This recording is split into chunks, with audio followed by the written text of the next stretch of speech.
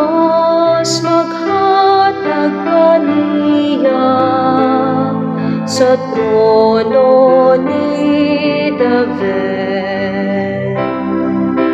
Iyang amahan.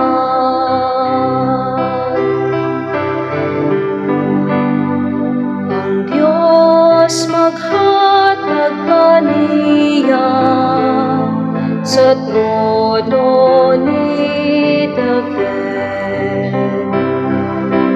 Iyang amahan.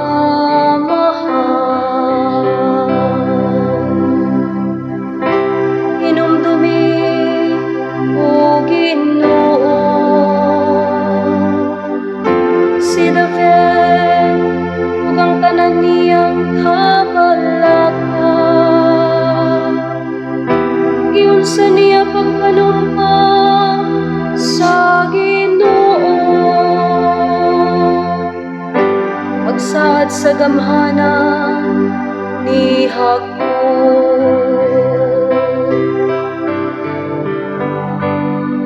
Ang Diyos maghatag kaniya sa trono ni David. Iyang amahan.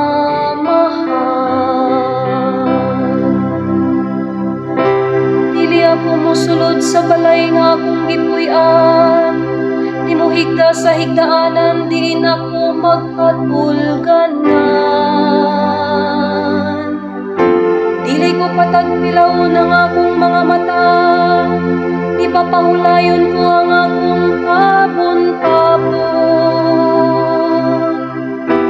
Hangtod kabangitan ko gluna ang akong Ginoo. Sa kapuloy-anan alang sa gamhanan ni Jacob.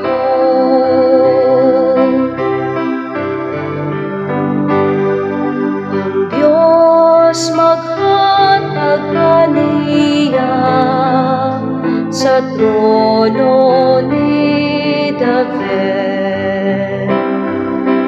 Iyang amahan.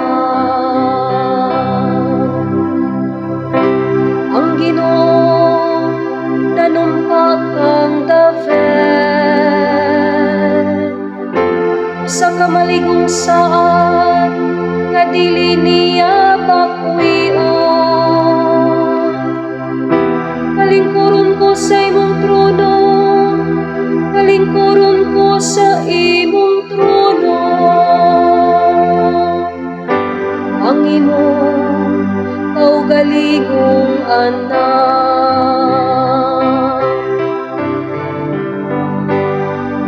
Ang Diyos maghatag kaniya sa trono ni David.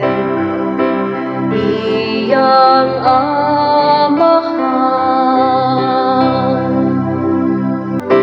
Unang imong mga anak magamping sa akong kasabutan,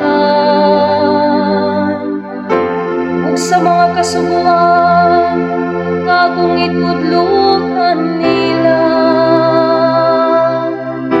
Ang ilang usab nga mga anak angkod sa kahangkuran, mulingkod sa imong trono.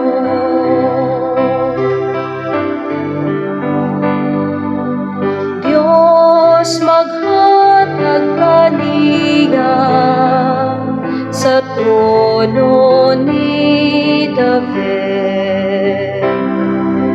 Iyang amahan. Kayang Ginoo nagpili sa Sion, ipalabi siya alam sa iyang puloy-anan.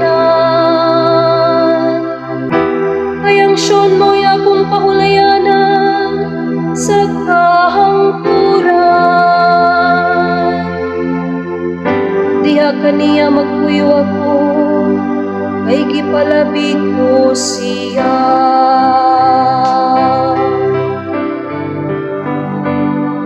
Ang Diyos maghatag kaniya sa trono ni David, iyang amahan.